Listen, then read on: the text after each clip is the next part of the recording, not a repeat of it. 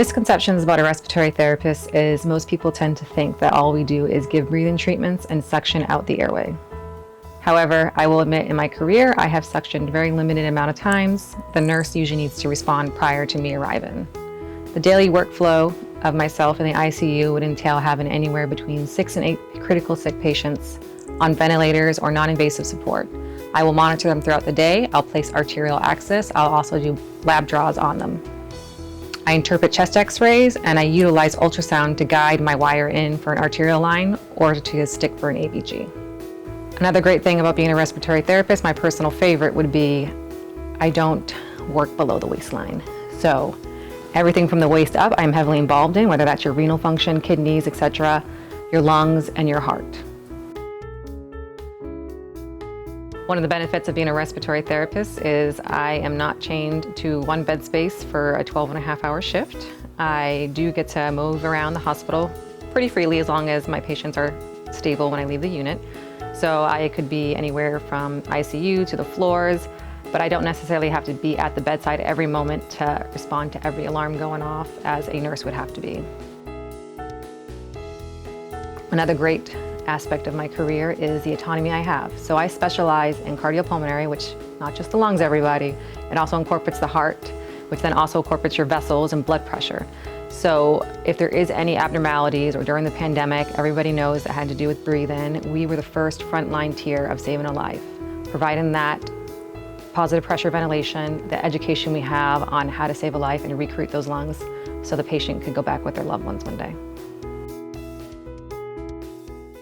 A moment in my life as a respiratory therapist was actually on Christmas Eve when I noticed a patient I had been caring for had abnormalities going on as far as her feeds, emesis, etc.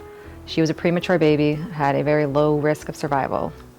By me being in tune with her and how her daily activities went as far as breathing, I did help recommend to the family that we do take her down to the OR. Turns out, had she not gone down to the OR that day, she would have perfed and died. That baby is now 6 years old. I also got to start her on 2 high-frequency machines as my first time as a new grad, which was real exciting. So it was on Christmas Day as well. So the holidays always remind me of her. What I am looking for in a student is one that thrives on critical thinking.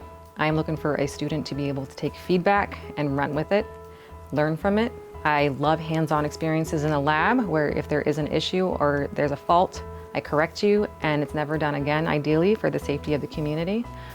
I am also looking for a student that puts the time and effort in. There is a lot of reading outside of the class, which everybody says, but it's really important that you do read. That way when you come into class, I like to gear my lectures towards more of a discussion versus me reading verbatim from a slide.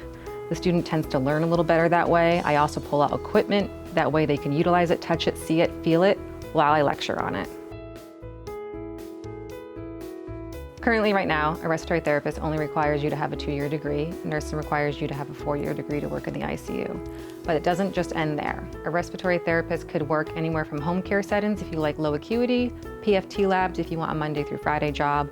The hospitals would be your 3 shifts a week for 12.5 hours, just like a nurse or a physician. You can also, at your hospital that you choose to work at, possibly specialize in ECMO.